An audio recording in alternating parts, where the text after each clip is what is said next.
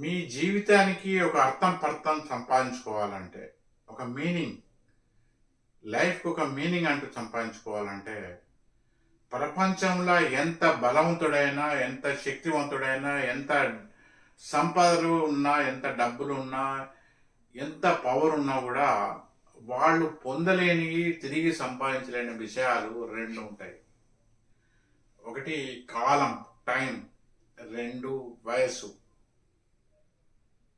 ఈ కాలం, వయస్సు అనేది 2 ఎవ్వరు కూడా తిరిగి పొందలేరు.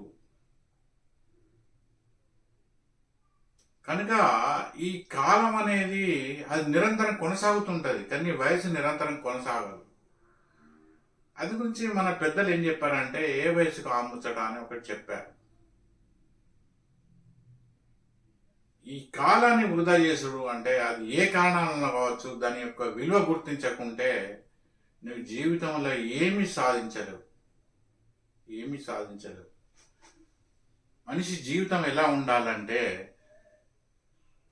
ఎవరైనా మనిషి చనిపోతే శత్రువు కూడా కన్నీరు పెట్టాలట. మన పెద్దలు చెప్పారు. ఒక మనిషి చనిపోతే వాళ్ళ శత్రువులు కూడా కన్నీరు పెట్టారట. అలాగే మనిషి జీవితం సక్సెస్ఫుల్గా సాగాలంటే ఎవరైతే కాలం యొక్క విలువ గుర్తిస్తారో వాళ్ళకు వయసు విలువ కూడా ఆటోమేటిక్గా తెలిసిపోతుంది. వాళ్ళ వయసుకు ఒక అర్థం పర్థం అంటూ వస్తుంది. ప్రతిదానికి ఒక డ్యూ డేట్ అంటూ ఉంటుంది, ఒక టైం అంటూ ఉంటుంది. అలాగే మనకు ఒక ఆయుష్ అంటూ ఉంటుంది. మనం పుట్టక ముందు కూడా కాలం ఉంది, మనం పోయిన తర్వాత కూడా కాలం ఉంటుంది. కానీ మన జీవితానికి ఒక అర్థం అంటూ ఉండాలి అంటే మనం ఈ కాలం విలువ గుర్తించాలి. ఎవరైతే కాలం విలువ గుర్తించరో వాడు విద్యార్థులు స్టూడెంట్స్ కావచ్చు, ఒక ఉద్యోగస్తులు కావచ్చు, ఒక వ్యాపారస్తులు కావచ్చు, ఒక గృహిణి కావచ్చు, ఎవరైనా కానీ మీరు ఈ కాలాన్ని విలువ గుర్తించకుంటే మీ జీవితం వ్యర్థం అయిపోతుంది.